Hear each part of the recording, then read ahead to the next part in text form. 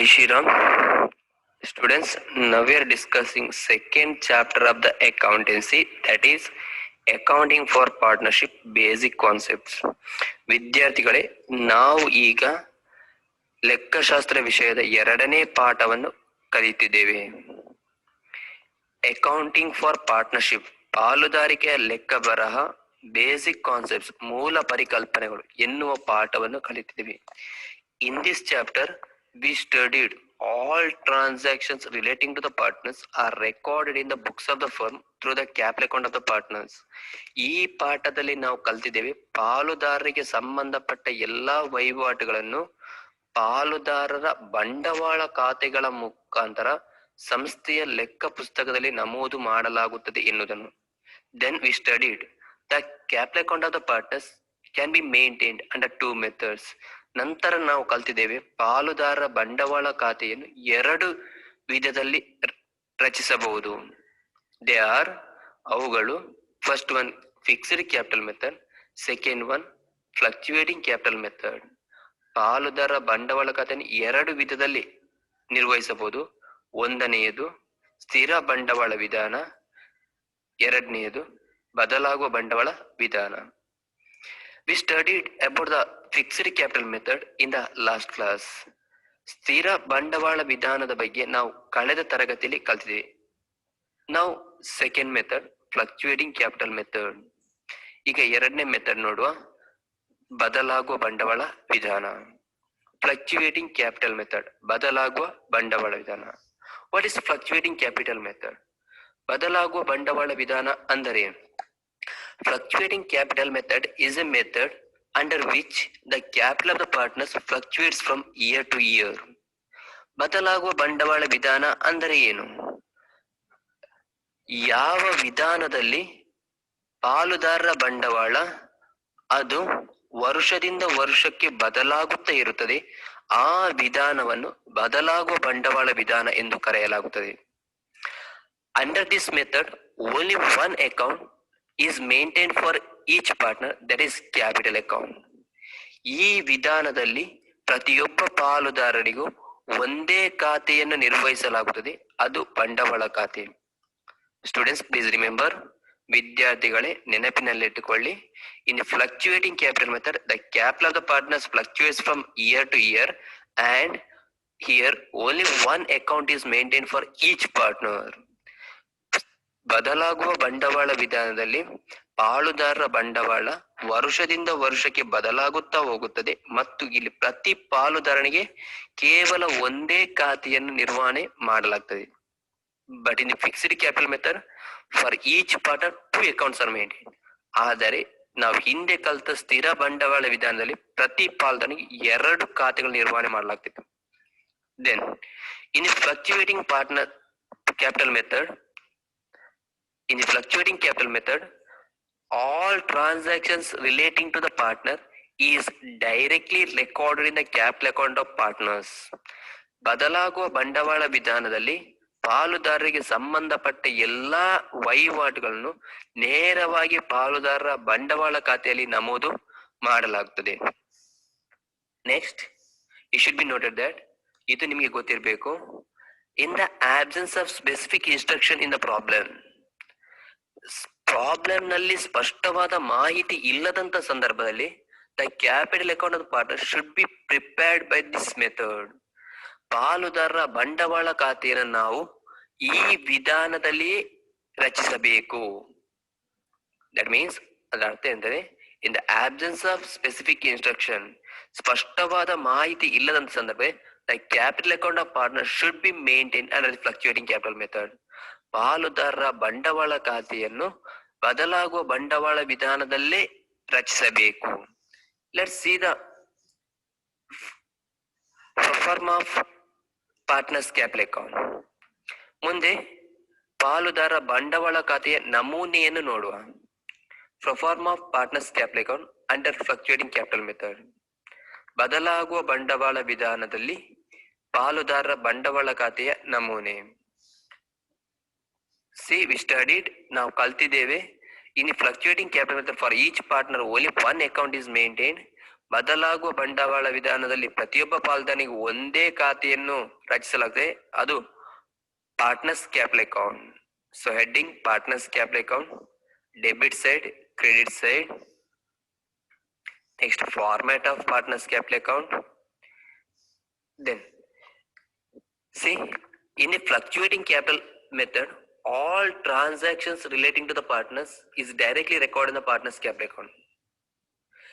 ಬದಲಾಗುವ ಬಂಡವಾಳ ವಿಧಾನದಲ್ಲಿ ಪಾಲುದಾರರಿಗೆ ಸಂಬಂಧಪಟ್ಟ ಎಲ್ಲಾ ಟ್ರಾನ್ಸಾಕ್ಷನ್ಗಳನ್ನು ಪಾಲುದಾರರ ಬಂಡವಾಳ ಖಾತೆಯಲ್ಲಿ ನಮೂದು ಮಾಡಲಾಗುತ್ತದೆ. Next, in the partners capital account, ಪಾಲುದಾರರ ಬಂಡವಾಳ ಖಾತೆಯಲ್ಲಿ first we have to record the opening balances. ಆರಂಭದಲ್ಲಿ ನಾವು ಯಾವುದನ್ನು ಬರಿಬೇಕಂತ ಹೇಳಿದ್ರೆ ಆರಂಭಿಕ ಶಿಲ್ಕು ಅಂದ್ರೆ ಓಪನಿಂಗ್ ಬ್ಯಾಲೆನ್ಸ್ ಅನ್ನು ಬರಿಬೇಕು.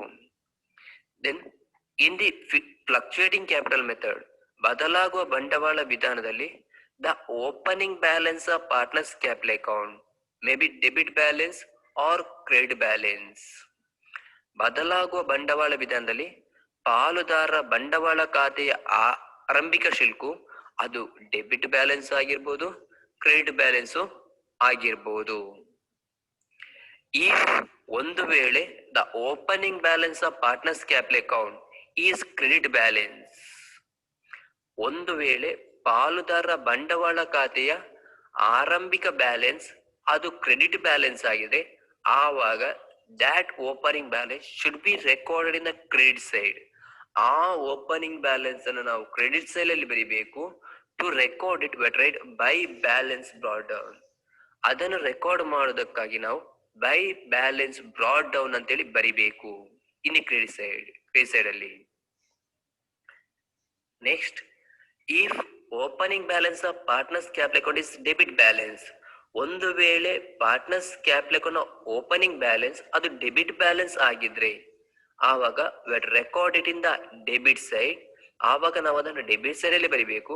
ಟು ರೆಕಾರ್ಡ್ ಇಟ್, ಅದನ್ನು ನಮೂದು ಮಾಡೋದಕ್ಕಾಗಿ ಟು ಬ್ಯಾಲೆನ್ಸ್ ಬ್ರಾಡ್ ಡೌನ್, ನಾವು ಟು ಬ್ಯಾಲೆನ್ಸ್ ಬ್ರಾಡ್ ಡೌನ್ ಅಂತೇಳಿ ಬರಿಬೇಕು. Next, if additional capital introduce by the partner is given, ಒಂದು ವೇಳೆ ಪಾಲುದಾರರು ಸಂಸ್ಥೆಯಲ್ಲಿ ಹೂಡಿಕೆ ಮಾಡಿದ ಹೆಚ್ಚುವರಿ ಬಂಡವಾಳ ಕೊಟ್ಟರೆ record it in the credit side of partners capital account, ನಾವು ಅದನ್ನು ಪಾಲುದಾರರ ಕ್ಯಾಪಿಟಲ್ ಅಕೌಂಟ್ ನ ಕ್ರೆಡಿಟ್ ಸೈಡ್ ಅಲ್ಲಿ ಬರೀಬೇಕು. To record it by bank account, ಅದನ್ನು ನಮೂದು ಮಾಡುವುದಕ್ಕಾಗಿ ನಾವು ಬೈ ಬ್ಯಾಂಕ್ ಅಕೌಂಟ್ ಅಂತೇಳಿ ಬರಿಬೇಕು.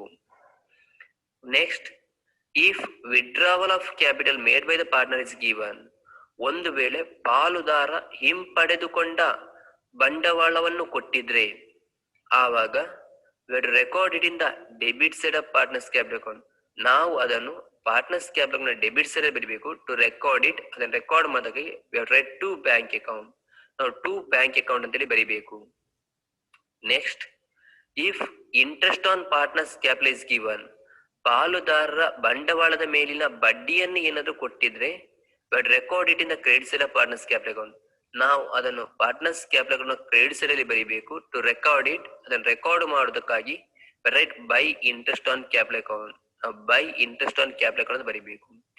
Next, if drawings made by the partner is given, ಒಂದು ವೇಳೆ ಪಾಲುದಾರರು ಮಾಡಿದ ಡ್ರಾಯಿಂಗ್ಸ್ ಏನಾದ್ರು ಕೊಟ್ಟಿದ್ರೆ record it in the debit side, ಅದನ್ನು ನಾವು ಡೆಬಿಟ್ ಸೈಡ್ ಅಲ್ಲಿ ಬರೀಬೇಕು.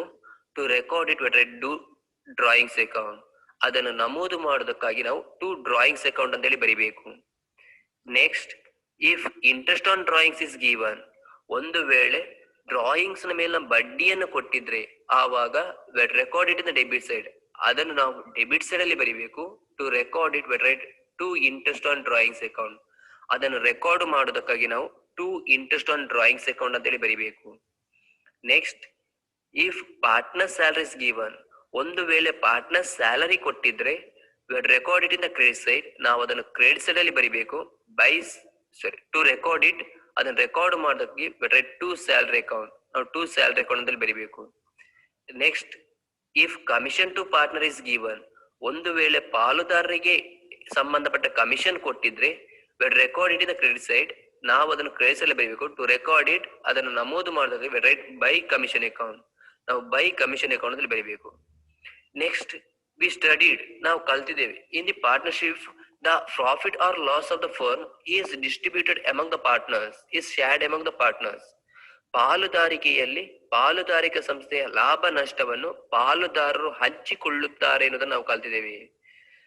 ಇಫ್ ಫರ್ಮ್ ಅರ್ನ್ಡ್ ಪ್ರಾಫಿಟ್, ಒಂದು ವೇಳೆ ಸಂಸ್ಥೆ ಲಾಭವನ್ನು ಗಳಿಸಿದೆ, partners they are entitled to receive share in that profit, ಪಾಲುದಾರರಿಗೆ ಆ ಲಾಭದಲ್ಲಿ ಪಾಲನ್ನು ಪಡ್ಕೊಳ್ಳೋ ಹಕ್ಕು ಇದೆ. To record the partner share of profit, ಪಾಲುದಾರನ ಪಾಲಿನ ಪ್ರಾಫಿಟ್ ಅನ್ನು ರೆಕಾರ್ಡ್ ಮಾಡೋದಕ್ಕಾಗಿ but make entry in the credit side, ನಾವು ಕ್ರೆಡಿಟ್ ಸೈಡ್ ಅಲ್ಲಿ ಎಂಟ್ರಿಯನ್ನು ಮಾಡಬೇಕು. ಬಟ್ ಟು ರೆಕಾರ್ಡ್ ಇಟ್, ಅದನ್ನು ರೆಕಾರ್ಡ್ ಮಾಡೋದಕ್ಕಾಗಿ but write by profit and loss at profit account, ನಾವು by profit and loss at profit account ಅಲ್ಲಿ credit side ಅಲ್ಲಿ ಬರಿಬೇಕು. Next, if firm suffers from loss, ಒಂದು ವೇಳೆ ಸಂಸ್ಥೆ ನಷ್ಟವನ್ನು ಅನುಭವಿಸಿದ್ರೆ ಆವಾಗ partner is also request to bear portion of the loss, ಆವಾಗ ಪಾಲುದಾರ ಕೂಡ ಆ ಲಾಭದ ಒಂದು ಭಾಗವನ್ನು ಭರಿಸಬೇಕಾಗ್ತದೆ.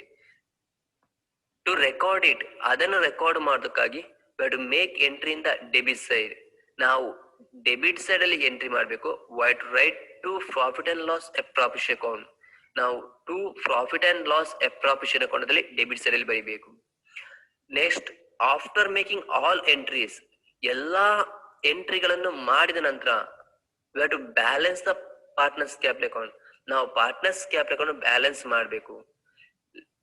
ಇಟ್ ಶುಡ್ ಬಿ ನೋಟೆಡ್, ಇದು ನಿಮಗೆ ಗೊತ್ತಿರಬೇಕು, partners capital account in the fluctuating capital method, ಬದಲಾಗುವ ಬಂಡವಾಳ ವಿಧಾನದಲ್ಲಿ ಪಾಲುದಾರರ ಬಂಡವಾಳ ಖಾತೆ it may show debit balance, it may show credit balance, ಅದು ಡೆಬಿಟ್ ಬ್ಯಾಲೆನ್ಸ್ ಅನ್ನು ತೋರಿಸಬಹುದು ಅಥವಾ ಕ್ರೆಡಿಟ್ ಬ್ಯಾಲೆನ್ಸ್ ಅನ್ನು ತೋರಿಸಬಹುದು. ಇನ್ ಫ್ರಂಟ್ ಆಫ್ ದಟ್ ಬ್ಯಾಲೆನ್ಸ್, ಆ ಬ್ಯಾಲೆನ್ಸ್ ನ ಫ್ರಂಟ್ ಅಲ್ಲಿ ರೈಟ್ ಬ್ಯಾಲೆನ್ಸ್ ಕ್ಯಾರಿ ಡೌನ್, ನಾವು ಬ್ಯಾಲೆನ್ಸ್ ಕ್ಯಾರಿ ಡೌನ್ ಅಂತೇಳಿ ಬರಿಬೇಕು. If it shows credit balance, ಒಂದು ವೇಳೆ ಅದು ಕ್ರೆಡಿಟ್ ಬ್ಯಾಲೆನ್ಸ್ ಅನ್ನು ತೋರಿಸಿದೆ ಅವಾಗ in front of that balance, ಆ ಬ್ಯಾಲೆನ್ಸ್ ಫ್ರಂಟ್ ಅಲ್ಲಿ write to balance carry down, ನಾವು ಟು ಬ್ಯಾಲೆನ್ಸ್ ಕ್ಯಾರಿ ಡೌನ್ ಅಂತ ಬರೀಬೇಕು. If partners capital shows debit balance, ಒಂದು ವೇಳೆ ಪಾರ್ಟ್ನರ್ಸ್ ಕ್ಯಾಪಿಟಲ್ ಡೆಬಿಟ್ ಬ್ಯಾಲೆನ್ಸ್ ಅನ್ನು ತೋರಿಸ್ತಿದ್ರೆ in front of that balance, ಆ ಬ್ಯಾಲೆನ್ಸ್ ಫ್ರಂಟ್ ಅಲ್ಲಿ right by balance carry down, ನಾವು ಬೈ ಬ್ಯಾಲೆನ್ಸ್ ಕ್ಯಾರಿ ಡೌನ್ ಅಂತೇಳಿ ಬರೀಬೇಕು. ನೆಕ್ಸ್ಟ್, ವಿದ್ಯಾರ್ಥಿಗಳೇ, ನಾನು ಈಗಾಗಲೇ ಹೇಳಿದೆ, ಇನ್ the fluctuating capital method partners capital account it may show debit balance, it may show credit balance, ಬದಲಾಗುವ ಬಂಡವಾಳ ವಿಧಾನದಲ್ಲಿ ಪಾಲುದಾರರ ಬಂಡವಾಳ ಖಾತೆಯು ಅದು ಡೆಬಿಟ್ ಬ್ಯಾಲೆನ್ಸ್ ಅನ್ನು ತೋರಿಸಬಹುದು, ಕ್ರೆಡಿಟ್ ಬ್ಯಾಲೆನ್ಸ್ ಅನ್ನು ತೋರಿಸಬಹುದು. If partners capital shows debit balance, ಒಂದು ವೇಳೆ ಪಾಲುದಾರರ ಬಂಡವಾಳ ಖಾತೆ ಅದು ಡೆಬಿಟ್ ಬ್ಯಾಲೆನ್ಸ್ ಅನ್ನು ತೋರಿಸಿದ್ರೆ, ಅಂದ್ರೆ ವ್ಯತ್ಯಾಸವು ಕ್ರೆಡಿಟ್ ಸೈಡ್ ಅಲ್ಲಿ ಇದ್ರೆ, that balance should be recorded in the asset side of balance sheet. ಆ ಬ್ಯಾಲೆನ್ಸ್ ಅನ್ನು ನಾವು ಬ್ಯಾಲೆನ್ಸ್ ಶೀಟ್ ನ ಅಸೆಟ್ ಸೈಡ್ ಅಲ್ಲಿ ಬರೀಬೇಕು. Next, if partners capital account shows credit balance, ಒಂದು ವೇಳೆ ಪಾರ್ಟ್ನರ್ಸ್ ಕ್ಯಾಪಿಟಲ್ ಅಕೌಂಟ್ ಅದು ಕ್ರೆಡಿಟ್ ಬ್ಯಾಲೆನ್ಸ್ ಅನ್ನು ತೋರಿಸ್ತಿದ್ರೆ ಆವಾಗ that balance should be shown on the liability side of balance sheet. ಆ ಬ್ಯಾಲೆನ್ಸ್ ಅನ್ನು ನಾವು ಬ್ಯಾಲೆನ್ಸ್ ಶೀಟ್ ನ ಲಯಬಿಲಿಟಿ ಸೈಡ್ ಅಲ್ಲಿ ತೋರಿಸಬೇಕು. It is about the format of partners capital account. ಇದು ಪಾಲುದಾರ ಬಂಡವಾಳ ಖಾತೆಯ ನಮೂನೆಯ ಬಗ್ಗೆ. Next, C distinction between fixed and fluctuating capital accounts. ಸ್ಥಿರ ಮತ್ತು ಬದಲಾಗುವ ಬಂಡವಾಳ ವಿಧಾನಗಳ ನಡುವಿನ ವ್ಯತ್ಯಾಸ. Differences between fixed and fluctuating capital accounts. ಸ್ಥಿರ ಮತ್ತು ಬದಲಾಗುವ ಬಂಡವಾಳ ವಿಧಾನಗಳ ನಡುವಿನ ವ್ಯತ್ಯಾಸಗಳು. There is a lot of difference between the fixed capital method and fluctuating capital method. ಸ್ಥಿರ ಬಂಡವಾಳ ವಿಧಾನ ಮತ್ತು ಬದಲಾಗುವ ಬಂಡವಾಳ ವಿಧಾನಗಳ ನಡುವೆ ತುಂಬಾ ವ್ಯತ್ಯಾಸಗಳು ಇದ್ದಾವೆ. The main difference between the fixed capital method and fluctuating capital method are as follows. ಸ್ಥಿರ ಮತ್ತು ಬದಲಾಗುವ ಬಂಡವಾಳ ವಿಧಾನಗಳ ನಡುವಿನ ಪ್ರಮುಖ ವ್ಯತ್ಯಾಸಗಳು ಇಲ್ಲಿದೆ. ನೋಡಿ, to explain the differences I prepared a table. ವ್ಯತ್ಯಾಸವನ್ನು ಎಕ್ಸ್ಪ್ಲೈನ್ ಮಾಡೋದಕ್ಕಾಗಿ, ವಿವರಿಸುವುದಕ್ಕಾಗಿ ನಾನು ಒಂದು ಟೇಬಲ್ ಪ್ರಿಪೇರ್ ಮಾಡಿದ್ದೇನೆ. In the table there is a 3 columns. ಆ ಟೇಬಲ್ ಅಲ್ಲಿ 3 ಕಾಲಮ್ಗಳು ಇದೆ. First column to write the base of distinction. ಪ್ರಥಮ ಕಾಲಮ್ ಅದು ವ್ಯತ್ಯಾಸದ ಆಧಾರಗಳನ್ನು ಬರೆಯುವುದಕ್ಕೆ second column fixed capital accounts, ಎರಡನೇ ಕಾಲಮ್ ಫಿಕ್ಸ್ಡ್ ಕ್ಯಾಪಿಟಲ್ ಅಕೌಂಟ್ ಬಗ್ಗೆ ಬರೀಲಿಕ್ಕೆ ಅಂದ್ರೆ information about fixed capital accounts, ಸ್ಥಿರ ಬಂಡವಾಳ ಖಾತೆಗಳ ಬಗ್ಗೆ ಮಾಹಿತಿಯನ್ನು ಬರೀಲಿಕ್ಕೆ third column fluctuating capital account, ಮೂರನೇ ಕಾಲಮ್ ಫ್ಲಕ್ಚುಯೇಟಿಂಗ್ ಕ್ಯಾಪಿಟಲ್ ಅಕೌಂಟ್ ಇದೆ. ಅಂದ್ರೆ it is to write the information about fluctuating capital accounts. ಈ ಕಾಲಮ್ ಬದಲಾಗುವ ಬಂಡವಾಳ ಖಾತೆಗಳ ಬಗ್ಗೆ ಮಾಹಿತಿಯನ್ನು ಬರೀಲಿಕ್ಕೆ. Next first one number of accounts, ಖಾತೆಗಳ ಸಂಖ್ಯೆ. ದಟ್ ಮೀನ್ಸ್ ಅದರ ಅರ್ಥ ಏನಂದ್ರೆ differences on the base of number of accounts. ಖಾತೆಗಳ ಸಂಖ್ಯೆಗಳ ಆಧಾರದ ಮೇಲೆ ವ್ಯತ್ಯಾಸ. ಏನು ವ್ಯತ್ಯಾಸ ಇದೆ ಫಿಕ್ಸ್ಡ್ ಕ್ಯಾಪಿಟಲ್ ಮೆಥಡ್ ಮತ್ತೆ ಫ್ಲಕ್ಚುಯೇಟಿಂಗ್ ಕ್ಯಾಪಿಟಲ್ ಮೆಥಡ್ ನಡುವೆ? ನೋಡ್ಕೊಳ್ಳಿ, in the fixed capital method two separate accounts are maintained for each partner, that is capital account and current account. ಸ್ಥಿರ ಬಂಡವಾಳ ವಿಧಾನದಲ್ಲಿ ಪ್ರತಿ ಪಾಲುದಾರನಿಗೂ ಎರಡು ಖಾತೆಗಳನ್ನು ನಿರ್ವಹಿಸಲಾಗುತ್ತದೆ. ಅವುಗಳು ಬಂಡವಾಳ ಖಾತೆ ಮತ್ತು ಚಾಲ್ತಿ ಖಾತೆಗಳು. ಬಟ್ ಆದರೆ in the fluctuating capital method only one account has maintained for each partner, that is capital account. ಆದರೆ ಬದಲಾಗುವ ಬಂಡವಾಳ ವಿಧಾನದಲ್ಲಿ ಪ್ರತಿ ಪಾಲುದಾರನಿಗೂ ಒಂದೇ ಒಂದು ಖಾತೆಯನ್ನು ನಿರ್ವಹಿಸಲಾಗುತ್ತದೆ, ಅದು ಬಂಡವಾಳ ಖಾತೆಯಾಗಿದೆ. It is the difference between fixed capital method and fluctuating capital method on the base of number of accounts. ಇದು ಸ್ಥಿರ ಬಂಡವಾಳ ವಿಧಾನ ಮತ್ತು ಬದಲಾಗುವ ಬಂಡವಾಳ ವಿಧಾನ, ಇವುಗಳ ನಡುವಿನ ವ್ಯತ್ಯಾಸವಾಗಿದೆ ಖಾತೆಗಳ ಸಂಖ್ಯೆಯ ಆಧಾರದ ಮೇಲೆ. ಸೆಕೆಂಡ್ ಡಿಫರೆನ್ಸ್ ಅಡ್ಜಸ್ಟ್ಮೆಂಟ್ಸ್, ಹೊಂದಾಣಿಕೆಗಳು ಅಂದ್ರೆ differences on the base of adjustments. ಹೊಂದಾಣಿಕೆಗಳ ಆಧಾರದ ಮೇಲೆ ಏನು ವ್ಯತ್ಯಾಸವಿದೆ ನೋಡಿ. Under the fixed capital method, ಸ್ಥಿರ ಬಂಡವಾಳ ವಿಧಾನದಲ್ಲಿ all adjustments for drawings, salary, interest on capital etcetera are made in the current accounts and not in the capital accounts.